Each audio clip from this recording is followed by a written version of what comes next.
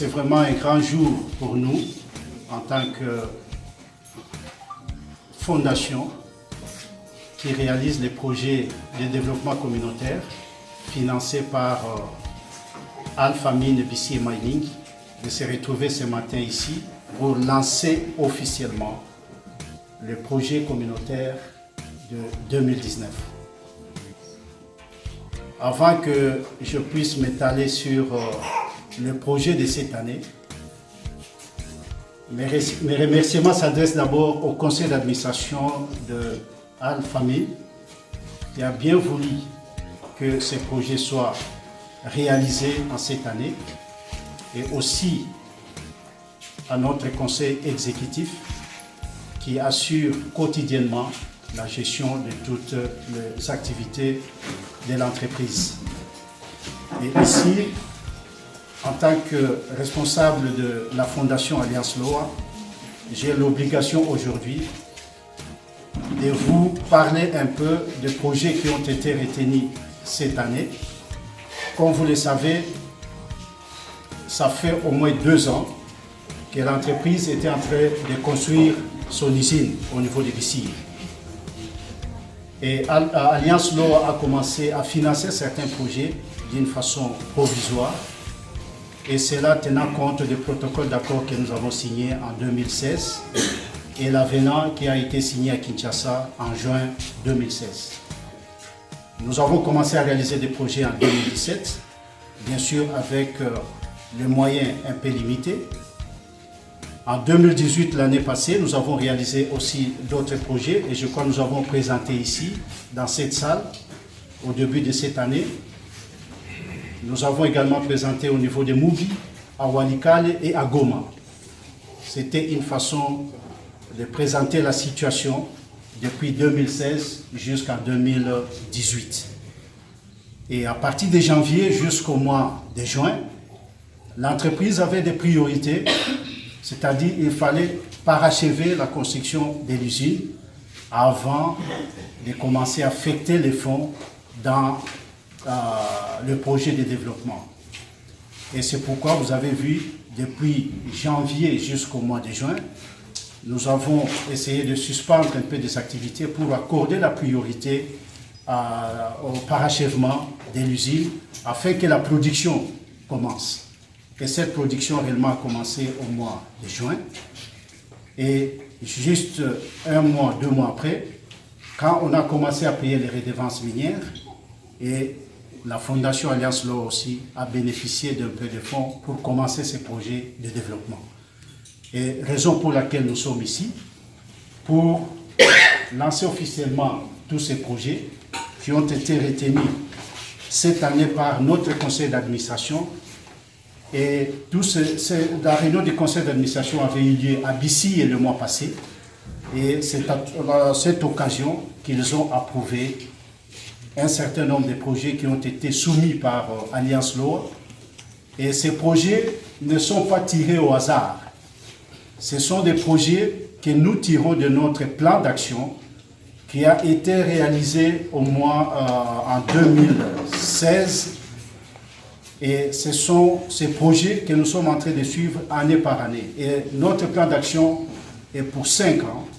Et aujourd'hui, nous sommes maintenant à la 3e année.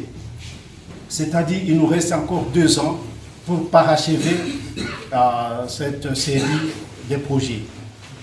Alors, pour les projets qui sont retenus cette année, il y a une route de desserte agricole que nous allons réaliser à partir de Njingala vers Obaye, parce que c'est une route de desserte agricole et il y a d'intenses activités à Obaye et nous sommes obligés d'ouvrir cette route. C'est un petit projet que nous avons récupéré d'autres projets qui ont été soumis pour réhabilitation de route de desserte agricole, mais on a accordé d'abord priorité à cette route d'Obaye qui va coûter, que nous allons effectuer dans un premier temps de Njingala jusqu'au niveau de Loa. Et l'année prochaine, on peut continuer. Et là, c'est une affaire de 12 500 $. c'est manuellement, et nous avons des jeunes qui vont travailler pour ces projets, les jeunes de Wassa qui vont travailler pour ces projets. Nous avons des projets agricoles, comme vous le savez, depuis 2017, nous sommes en train de financer les projets agricoles avec tant de bénéficiaires. Et nous étions uniquement dans les cultures vivrières. On a fait 80 hectares en 2017. Et cette année, le producteur de 2017 ont financé d'autres producteurs de 2018 parce que c'est rotatif. On vous donne les semences, vous devez garder aussi les semences pour donner à d'autres agriculteurs. Et c'est de cette manière que nous allons continuer à financer cette série de projets. Alors, en dehors de ça, il y a maintenant une forte demande de légumes ici à Walikale par l'entreprise parce que nous devons consommer vraiment local. Et la politique de l'entreprise aujourd'hui, c'est acheter tout localement. Et c'est pourquoi les projets agricoles, nous avons affecté au moins 112 500 $ pour réaliser ces projets. Et vous allez voir dans ces projets, il y aura de terres qui seront achetées pour réaliser ces projets parce qu'on a connu de sérieux problèmes avec des agriculteurs isolés. Mais nous voulons maintenant les regrouper avec des entreprises, bien sûr, qui vont nous accompagner pour réaliser cela, puisque vous ne allez pas ignorer que nous sommes un établissement public, donc c'est-à-dire nous sommes une organisation sans but lucratif. Et nous ne pouvons pas faire du commerce, mais nous pouvons stimuler des entreprises qui veulent se lancer dans ce secteur pour encadrer le maraîcher afin que nous ayons des légumes ici. Et d'ailleurs, ceux qui ont commencé déjà à travailler, à cultiver, en 2015, quand je suis arrivé ici, on ne consommait pas assez de légumes ici comme des pastèques. Je crois qu'il y a beaucoup de gens qui entendent seulement parler de pastèques, mais nous commençons à produire les pastèques ici. Nous commençons à produire les choux, les carottes, céleri, oignons, le concombre. Voilà, c'était des cultures qu'on importait seulement de Goma. Mais aujourd'hui, nous avons certains fils de Walikale, certains résidents de Walikale, qui ont compris que l'entreprise ne peut pas garantir le travail pour tout le monde, mais à travers Alliance Loa, il y a moyen que tout le monde puisse se retrouver. Et penser que l'entreprise peut engager tout le monde, c'est un rêve. Parce que c'est une entreprise privée et il y a un nombre limité de personnel. Et depuis 2015, jusqu'avant la production, on était en train de recruter. Et pour l'instant, il n'y a plus assez de postes au niveau de ABM. C'est-à-dire, les opportunités qui restent, c'est faire quoi? Que les retombées économiques de l'entreprise puissent profiter à un grand nombre de communautés, à un grand nombre de la population qui veulent se lancer dans cette aventure de cultiver. Parce que la meilleure richesse au monde, c'est l'agriculture. Vous ne fournissez aucun effort, si ce n'est de vous déplacer, mettre votre grain au sol, et la croissance, c'est Dieu qui s'en occupe. Moi, je crois que c'est vraiment une business qui est plus rassurant que d'autres, que les gens croient que non, il faut seulement être chez ABM pour garantir sa vie. Aujourd'hui, ceux qui nous fournissent de légumes, ils sont en train de gagner leur vie. Vraiment, ils gagnent leur vie parce que nous sommes plus de 1000 agents et nous mangeons chaque jour, matin, midi et soir. Nous passons des commandes. Il y a ATES, qui est notre structure, qui assure la restauration au niveau de l'entreprise. Il passe des commandes chaque semaine. 100 kilos de quoi, par exemple, des amarantes. Mais on doit chercher, on va aller à Goma pour acheter les amarantes. Voilà pourquoi ce projet agricole est là pour stimuler tout le monde qui veut se lancer dans cette aventure, de pouvoir gagner de l'argent. En dehors de ces projets agricoles, nous avons l'addiction d'eau ici à Biroué, raison pour laquelle nous sommes là. Donc nous allons faire l'addiction et desservir cette population de Biroué. Bien que Biroué, nous allons faire l'addiction d'eau ici à Biroué. Bien que Biroué n'avait pas priorisé l'eau ici. Mais en tant que chef-lieu de là où il y a une très grande entreprise, on ne peut pas comprendre que Birou puisse manquer de l'eau. Et c'est pourquoi on a eu... Un jour, j'étais ici, j'ai demandé de l'eau. On m'a dit que non, à Birou, il n'y a pas de l'eau. On m'a dit que ce n'est pas possible. Chef-lieu de là où il y a une grande entreprise, nous sommes obligés de faire ces bonus, disons, de donner de l'eau à cette population. Et ce projet coûte 66 271 $. À Fouamba également, là où il y a notre camp, la population n'a pas de l'eau.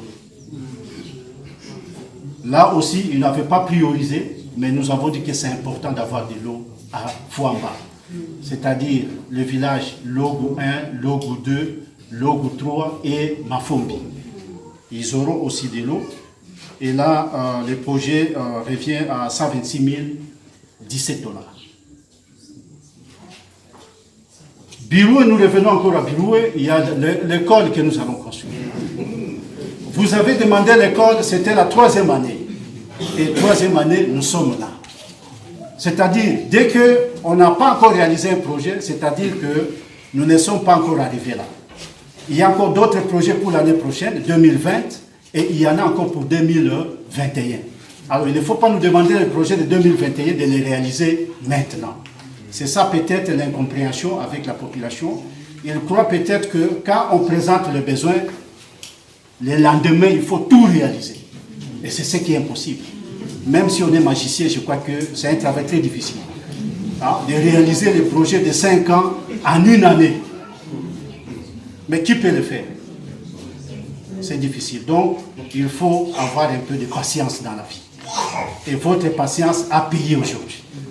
Voilà. Et l'école va coûter 150 000 $.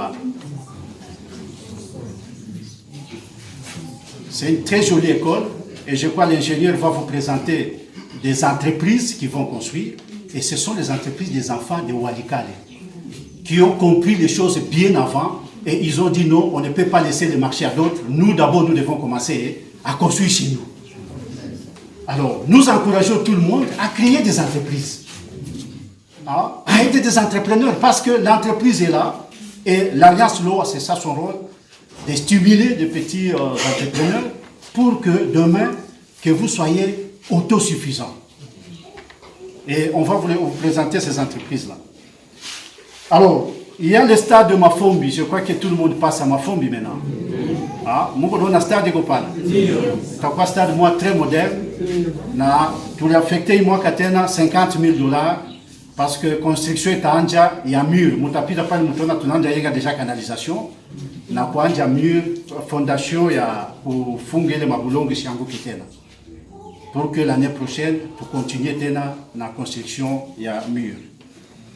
Nous avons 50 000. Il y a le cybercafé à Walikale. Parce qu'on a compris que Walikale souffre, les jeunes souffrent. Je crois qu'on a commencé avec Walikale, je crois que Moubi aussi aura besoin aussi d'avoir un cyber parce qu'il n'y en a pas. Les gens ont besoin de se connecter à travers le monde et je crois que l'Internet aujourd'hui, ce n'est pas un luxe, mais c'est un besoin pour se faire connaître et aussi faire la publicité. Mais ce n'est pas pour écrire n'importe quoi. L'Internet, c'est un outil pour la publicité, pour faire valoir ce que vous êtes. Mais ce que nous voyons aujourd'hui, c'est peut-être le contraire au Congo. Alors, nous aurons 15 000. Parce qu'on avait déjà les équipements depuis l'année passée. On avait acheté déjà des ordinateurs, les tables étaient déjà là. Mais comme on attendait la production d'abord, parce que nous sommes des commerçants, si on ne vend pas les minéraux, on n'a pas aussi l'argent. N'est-ce pas? Voilà. Tout commerçant, quand il ne vend pas, il n'a pas d'argent. Et nous, il faut vendre pour que nous ayons quoi? De l'argent. Alors, il y aura aussi... Parce que nous devons répondre à la demande d'énergie électrique. Et cette année, nous étions, l'année passée, il y a eu des études. Je crois pour ceux qui se rappellent, nous avions un monsieur qui était venu d'ingénieur pour faire l'évaluation des barrages à Nyabingura. Nous sommes allés voir toutes les grandes chutes de Walikale. Alors, USAID était intéressé aussi par ces études. Il avait envoyé ses experts. Et ils ont fait des études. Et pour l'instant, c'est qu'on a trouvé important. Parce que ça ne sert à rien d'avoir des grands projets là où le revenu de la population est encore trop bas. Parce que l'énergie électrique, c'est paye. Et dès que vous demandez l'énergie électrique, il faut aussi avoir quoi? Les moyens. Et on ne peut pas construire de grandes centrales hydroélectriques ici pendant que la population n'a pas assez les moyens pour payer. Et c'est pourquoi ils ont dit que non, c'est mieux de commencer avec des parcs solaires. À ce moment-là, on finira par réaliser ces grands projets quand il y aura la démographie sera un peu va accroître et que nos villes soient urbanisées. Quand je parle d'urbanisation, vous devez comprendre, il n'y a pas d'avenue. Pour alimenter des maisons, il y a des normes. Les câbles ne peuvent pas passer au-dessus des maisons vers un autre voisin, ainsi de suite. Parce que c'est dangereux. Il faut qu'il y ait des avenues. Le long des avenues, il y a ce qu'on appelle les servitudes de l'État. C'est à travers ces servitudes où peuvent passer les tuyaux, même de l'eau, et aussi les câbles électriques. Donc, il y a encore un grand travail avec nos autorités pour améliorer au moins l'urbanisation, surtout de Walikale et Mubi et Ndjingala, même Biroui. Alors, nous avons ce projet qui va coûter à peu près 125 000 $. La première phase, il y aura aussi une deuxième phase. Ils ont évalué à peu près à 250 000, mais nous commençons cette année d'abord avec 125 000. Et bientôt, nous allons faire passer cet appel d'offres pour des entreprises encore qui viendront nous aider pour ça. Parce que ce que vous allez comprendre, vous allez vous habituer maintenant à ça. Alliance Loa n'exécute pas le projet pour le moment, mais Alliance Loa sous-traite pour le moment des projets à travers des entreprises. Quel que soit dans le secteur agricole, dans le secteur de la construction, nous voulons qu'il y ait réellement une classe moyenne ici à Walikale, telle que recommande le nouveau code. Nous devons encourager des entrepreneurs congolais. Et c'est pourquoi vous avez déjà en construction, vous avez des Congolais qui sont là. Ce ne sont pas des Blancs ou des étrangers, mais ce sont des Congolais qui vont construire nos infrastructures cette année. Alors, le dernier projet que nous avons planifié, ce projet c'est de mois d'août ici jusqu'en décembre. Vous comprenez? Oui. Nous commençons août jusqu'en décembre. Et nous allons réaliser tous ces projets. Et j'espère que nous avons des entreprises qui sont expérimentées et ils vont nous aider à réaliser cela. Alors, nous avons le projet Off-Grid Box. C'est un projet de purification de l'eau. Ceux qui sont passés à Moubi, ils ont vu déjà. Nous avons installé ces box pour purifier de l'eau. C'est-à-dire, les gens vont commencer à consommer l'eau potable, sans microbes. Et c'est l'eau qui va coûter trop moins cher. 5 litres pour 500 francs. Contrairement à ce qu'on nous vend ici, 1 litre, demi-litre à 1500 francs. Alors nous voulons que les mamans, les enfants, surtout les bébés, qui ne consomment plus l'eau des rivières, on fera de sorte que cette eau soit acheminée ici, à Biroué et dans tous les grands centres pour que les gens boivent l'eau qui est potable. Et les jours à venir, si nous voyons qu'il y a beaucoup de consommateurs, je crois que Biroué pourrait avoir aussi. Après l'addiction d'eau, nous pouvons voir aussi comment mettre en place un système de purification aussi ici, à Lobou et dans tous les grands centres, pour que nous puissions répondre aux objectifs de développement durable. Que chaque habitant puisse consommer l'eau qui soit potable. Voilà un peu le projet pour cette année. Et pour l'atelier mécanique, nous sommes encore en discussion avec le conseil exécutif pour son exécution parce qu'ils ont dit que d'ici décembre, ce projet ne peut pas se réaliser parce que c'est un grand projet. Et nous sommes en train de voir si on peut le programmer à partir du début de l'année prochaine. Parce que ce sont des matériels qui doivent quitter Belgique jusqu'au Walikale.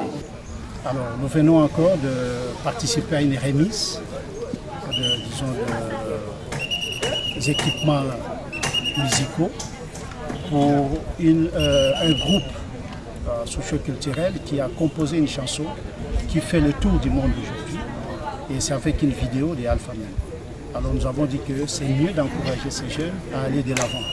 Et nous venons de les doter vraiment d'un équipement musical qui va leur permettre de jouer librement d'abord dans les territoires de Walikale et aussi leur permettre d'avoir un studio ici à Walikale qui peut leur permettre de faire des enregistrements ici et commercialiser leurs produits. Je crois que nous allons essayer de voir comment les accompagner pour qu'ils puissent avoir tous les documents nécessaires avant qu'ils commencent à utiliser ces équipements, produire peut-être des chansons localement ici. Alors, les motards aussi avaient des difficultés par rapport à leur visibilité sur la route. Ils nous ont soumis leurs petits projets, des gilets et aussi des casques, parce qu'ils ont enregistré tant d'accidents où les motards circulaient sans casque et ça a créé beaucoup de décès. Et raison pour laquelle ils nous ont sollicité pour que nous puissions appuyer leur projet. Et c'est pourquoi aujourd'hui, Madame l'administrateur vient de remettre officiellement les gilets et les casques au président ASECO territoire de Walikale afin d'aider ces jeunes motards à pouvoir se protéger contre tout danger de la route ou surtout des accidents. Alors, et tous ces projets ont coûté à l'Alliance Loa combien d'argent? Alors, le projet que nous allons exécuter d'ici décembre revient à environ 1,3 million $ que nous allons mettre, nous avons reçu de Alpha Men pour réaliser ce projet. Et dans ces fonds, nous avons une grande partie qui sera affectée au projet, une affaire de 700 000. Et le reste, c'est pour le staff, les opérations ainsi que d'autres dons que nous essayons un peu de donner à la population. C'est comme les casques que nous venons de remettre. Ce n'était pas dans des projets communautaires ciblés par la communauté, mais ce sont des dons que nous venons de mettre et cela c'est en dehors de 70 000 que nous devons affecter au projet d'ici.